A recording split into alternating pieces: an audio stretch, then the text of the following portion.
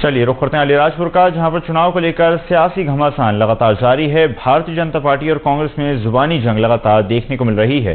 Cabinet मंत्री नागर सिंह चौहान ने कांग्रेस विधायक पर तंज कसा। इसके साथ ही विक्रांत भूरिया का पाला नागर सिंह चौहान से पड़ा है, भुगतना पड़ेगा। विधायक विक्रांत भूरिया ने पलटवार भी किया। नागर सिंह चौहान को हार दिख रही है, किस खेत की मूली है भूरिया, ऐसा कहना है नागर सिंह चौहान का।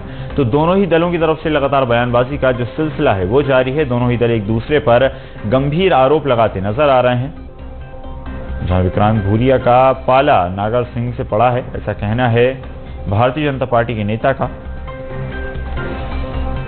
अलीराजपुर से खबर आपको बता रहे हैं, जहां पर चुनाव को लेकर सियासी घमासान मचा हुआ है।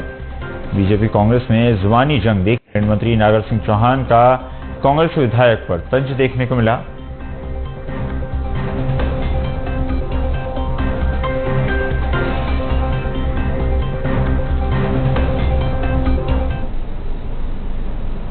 प्रकार मेरे बारे में बोला, बहुत भयंकर भूख आने वाले टाइम में देख लेना तुम, बहुत भयंकर भूख। अभी तक पाला किसी से पड़ा नहीं है। पाला नागर सिंह चौहान से पड़ा, बहादुर सिंह दावर से पड़ा क्यों? उसको मालूम नहीं है ये कौन सी खेत की मूली है, इसको पता नहीं है। आखिर नागर सिंह जी के अंदर का डाकू जाग ही गया और जो बौखलाहट उनके चेहरे पर दिख रही है ये हार की बौखलाहट है। जब उन्होंने ये कहा कि डॉक्टर विक्रांत भूरिया को भुगतना पड़ेगा तो ये उनका अहंकार था। नागर सिंह जी, मैं भी डॉक्टर हूं, सर्जन हूं, अच्छों का इलाज कर दिया है, तो आप किस खेत की मूली हो? और एक बात ध्यान रखना कि डराने धमकाने वाले से बड़ा जान बचाने वाला होता है और हमें जान बचाने का शौक है और इसलिए लोगों के लिए लगातार लड़ाई हम लड़ते रहेंगे। आपने कलावती बहन को भी डराने की कोशिश करी थी, पर वो भी भील शेरनी थी और पीछे नहीं हटी और डटकर सामना करा। जो ये आपका घमंड का साम्राज्य है, इसको खत्म करने का काम हम लोग करेंगे।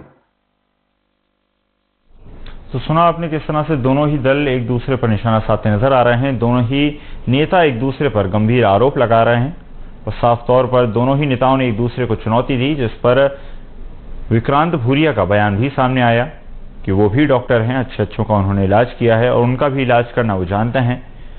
तो वहीं भारतीय जनता पार्टी की तरफ से नागर सिंह का भी बयान सामने आया कि वो जानते नहीं है विक्रांत भूरिया, उनका पाला किससे पड़ा है। तो इस तरह की बयानबाजी दोनों ही नेताओं की तरफ से देखी जा रही है। लोकसभा चुनाव नजदीक हैं और लगातार दोनों ही दल एक दूसरे पर इसी तरह का वार पलटवार करते नजर आ रहे हैं। जनता को लुभाने के लिए लुभावने वादे और एक दूसरे पर गंभीर आरोप दोनों ही दलों की राजनीति है।